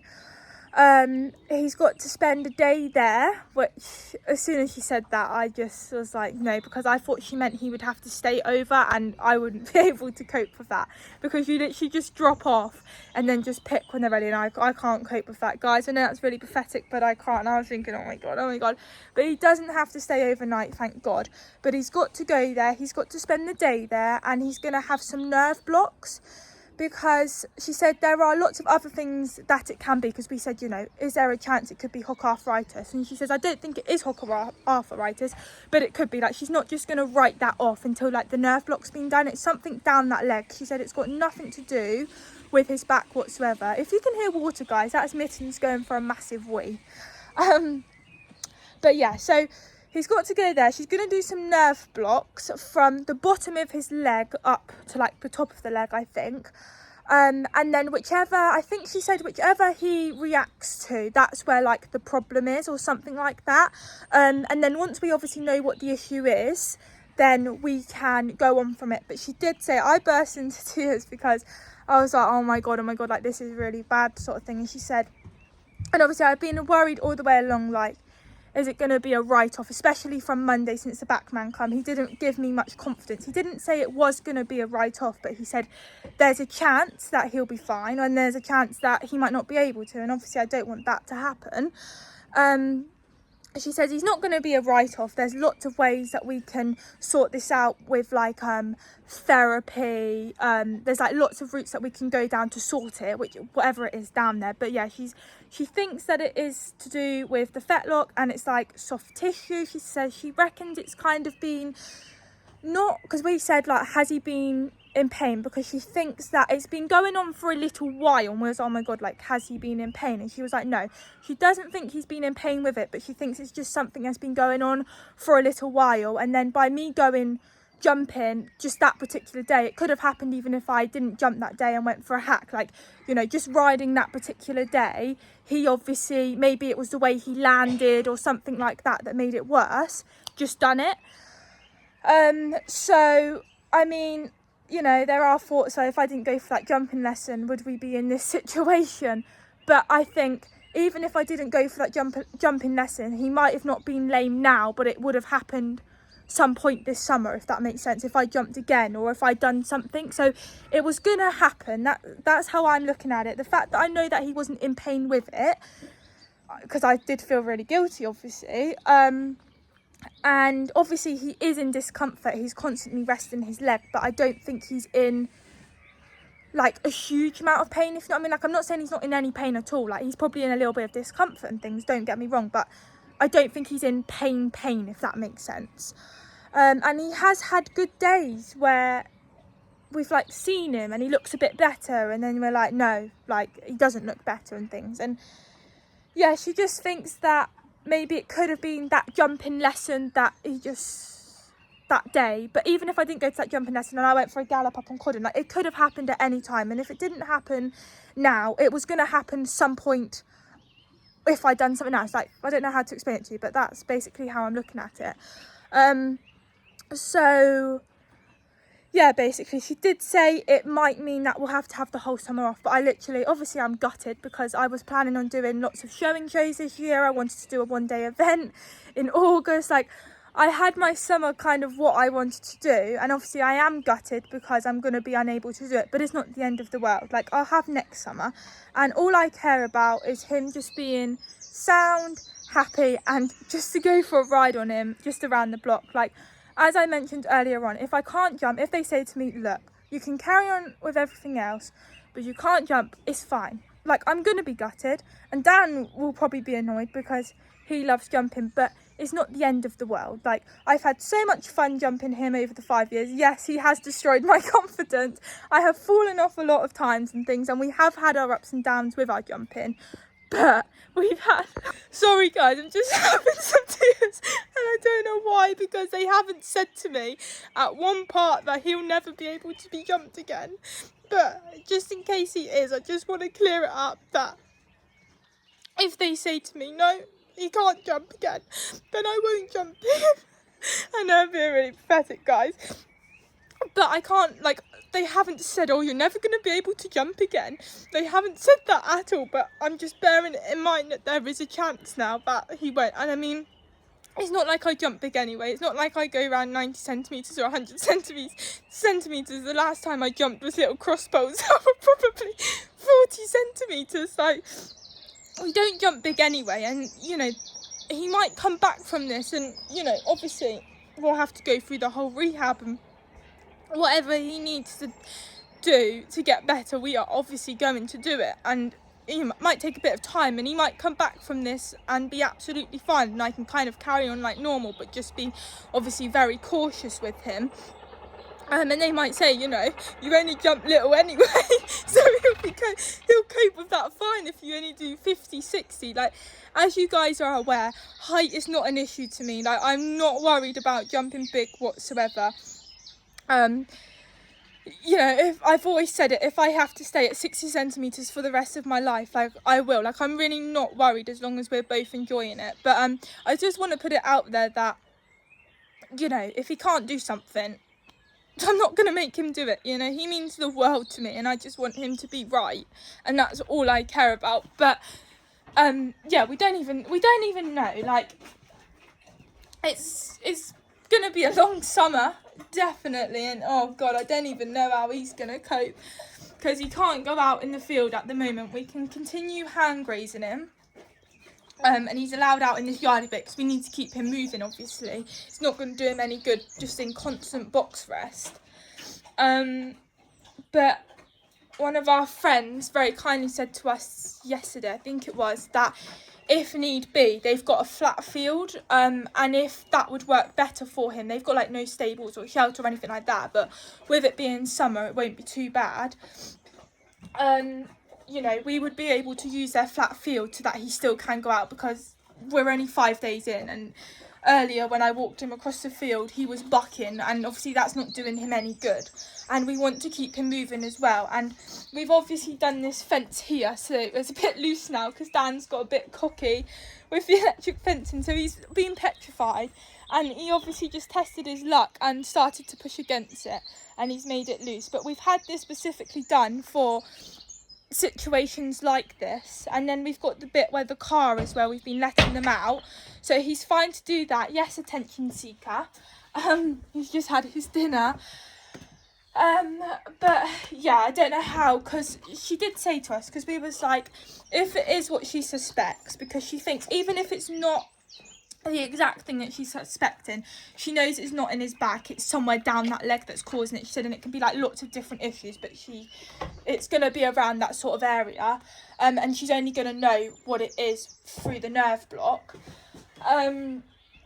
We said, you know, how long is it going to take to kind of get him back? And she said, well, he isn't going to be on months box rest, it isn't going to be like that. So that's a good thing, but it's just how he's going to cope from now till we get to that stage, and I don't know how long it's going to be. And she couldn't really tell us, because she was like, I don't know the exact thing. So yes, so we said to the vet about having the chance of being able to put him down on the flat field, and she said that is a good thing to have, so we've got to bear that in mind. And it's not far at all. And yes, so basically he's got to go for the nerve block at the vet's, which he'll spend the whole day there, and then we can go and pick him up obviously in the evening. Well, we better be able to pick him up in the evening. And I've also said, because I imagine he's going to have be sedated for it, because I'm pretty sure, I don't really know exactly, but I'm pretty sure it's like a bit like an injection. I don't know, I don't really want to know, to be honest, because I'm gonna feel so bad letting him go to the vets and driving away. I'm already hating it, the thought of it. But if he's got to be sedated, which I imagine he will be, we're gonna ask him to clean his sheath, because his willy is disgusting, and we've tried doing it a couple years ago, me and my friend Maisie, and he literally kicked out at us. He will not let us do it whatsoever. So if he's sedated, they're able to do it, because I hear stories and things of like, you get the little beans and things, and that can actually cause issues. And I'm not saying that this is, but just to clean it out and then it's done. Because obviously he doesn't need to be sedated for anything else. And obviously we don't want any more issues with him. So hopefully this will be our only chance to be able to do it, touch wood. So yeah, we're going to ask them if they can do that. Hopefully they can. And yeah, that's basically it. So I'm still obviously really upset and things and that, but, and it's still going to be a worry until we actually find out what the issue is and what the next step is. But we found out so much more, and it's such a relief that is not his SI joint, because I was really concerned about that. And how Pierce was explaining it to us, how serious it was and things. Oh no, so yeah, but it's fine, Dad, because I've said it all the way along. We're gonna get you sorted, baby. And I don't care how long it takes. If we have to have the whole summer off, we've got to have the whole summer off. Like, you know what I mean? If I can't ride until November, which I'm hoping it's not that long, but if we can't, we can't.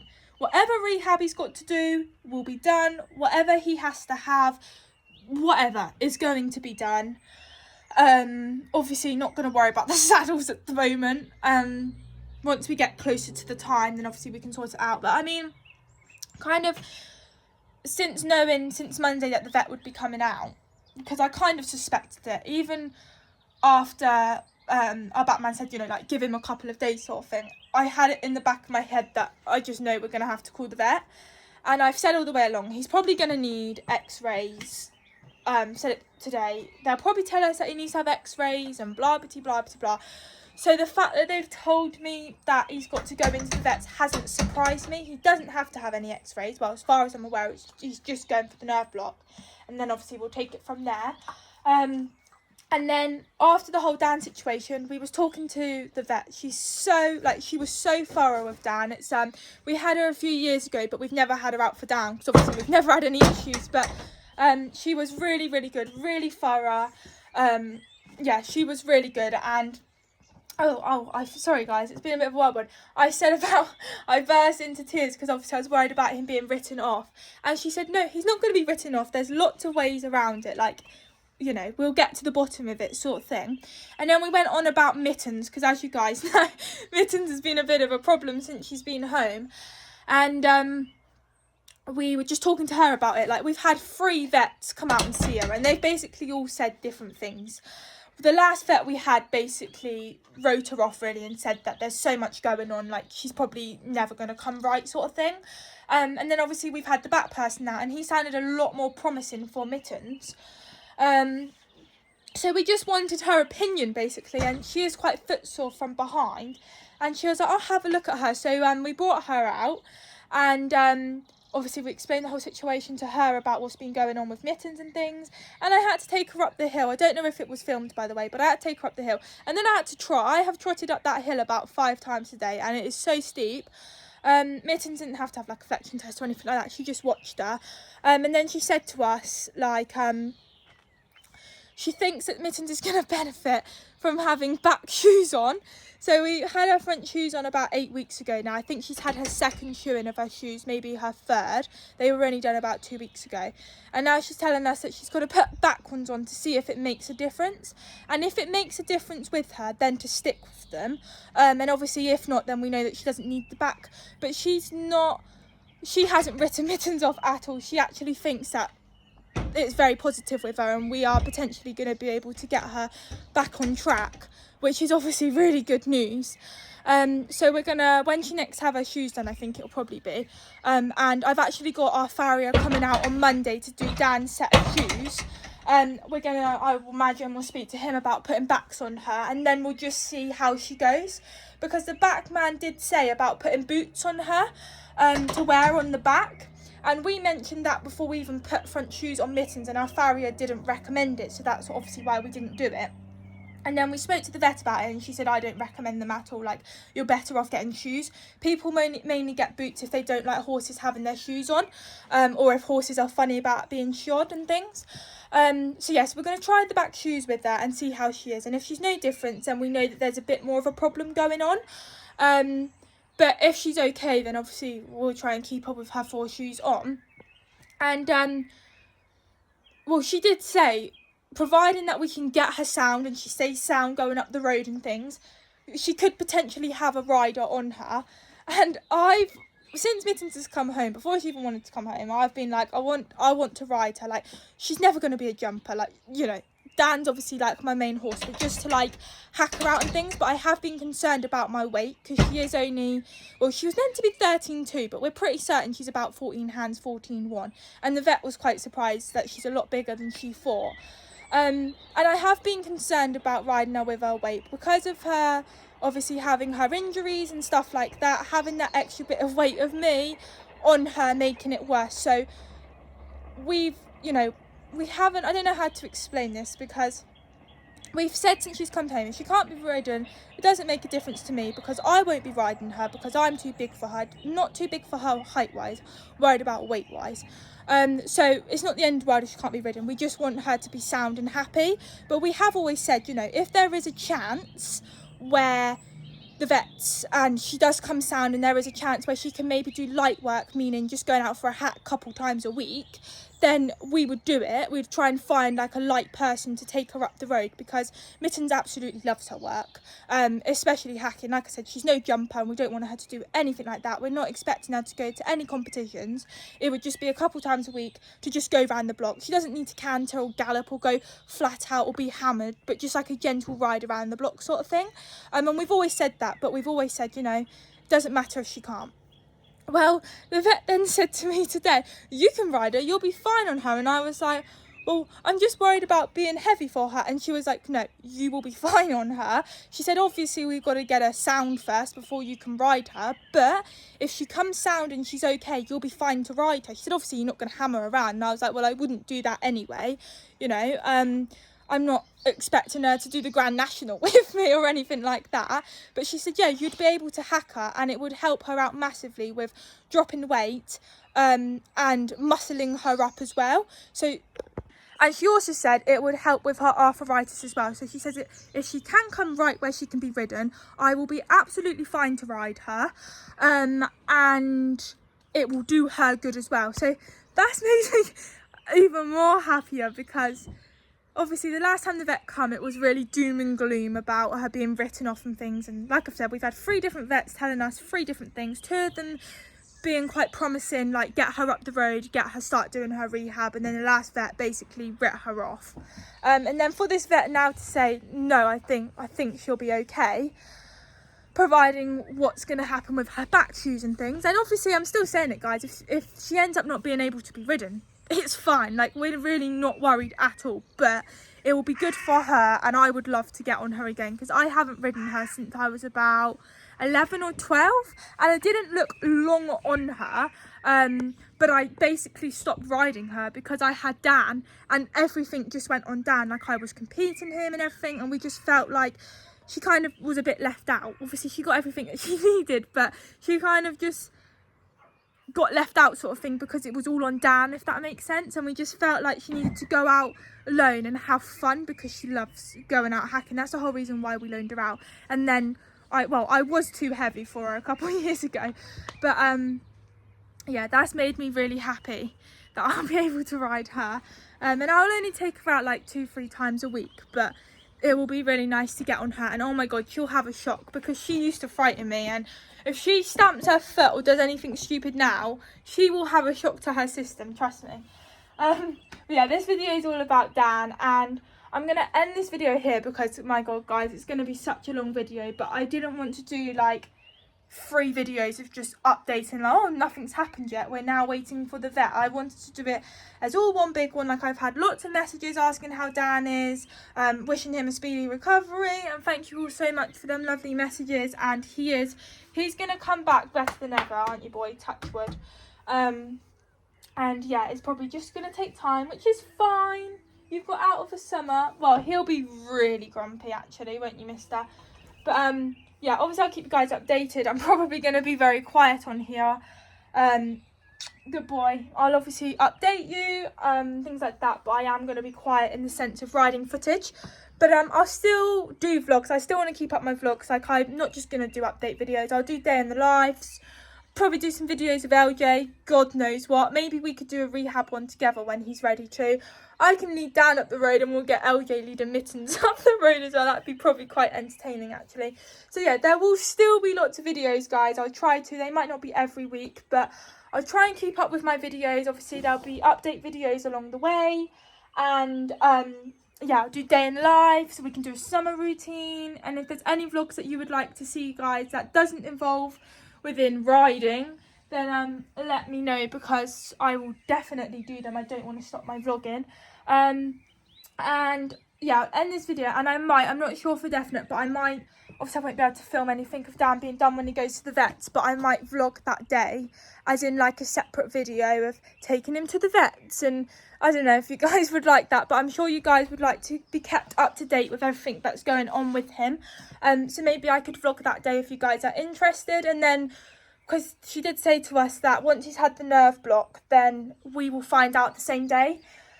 So there'll be more answers, and then obviously, also, if there's going to be rehab and everything like that, then I can vlog it all, because if anybody else goes through problems like this, then this might be able to help you, I don't know. And I don't know if I've already mentioned, I'm talking so much because I'm just so relieved, but also so gutted at the same time. Literally, we were just doing the hay and the vets rang us. So the vet that's just come out has just rang the vet straight away to call us, because they have actually booked us in for Dan to go for his nerve block, which is next Friday. So actually a week today. So we've still got to wait 7 days, but that's fine. So yeah, so we'll be dropping him up there, and we'll just have to wait and see for the outcome. And touch wood, that is going to be, well, not good news. There's obviously going to be bad news, but hopefully it's going to be fairly positive, and we can go from there what the next steps are.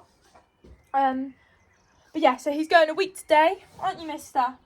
And we've been told, we said, do we need to bring any bedding? They said, nope, his bed will be all ready for him. Ouch, thanks, Dan. His bed will be all ready for him, and we'll just take some hay, basically whatever he needs, really. So yeah, that'll be a long old day waiting for the phone call to come and pick him up, won't it, Dan? Hey? But yeah, anyway, this has been an extremely long video, guys, so well done if you've got this far. But hope you, well, it's not really a hope you've enjoyed this video, but yeah, thanks for watching. Please make sure that you like and subscribe. Don't go anywhere, because there's still going to be lots of vlogs, updates and non-updates. And yeah, we will see you probably maybe taking him to the vets. I'm not sure yet. But even if I don't vlog it, I'll do that in another video. But for now, I will see you all next time. Wish Dan a speedy recovery, and hopefully it won't be too long, Dan, and you'll be back on the road. Hey? Good boy. So anyway, guys, see you all soon. Bye.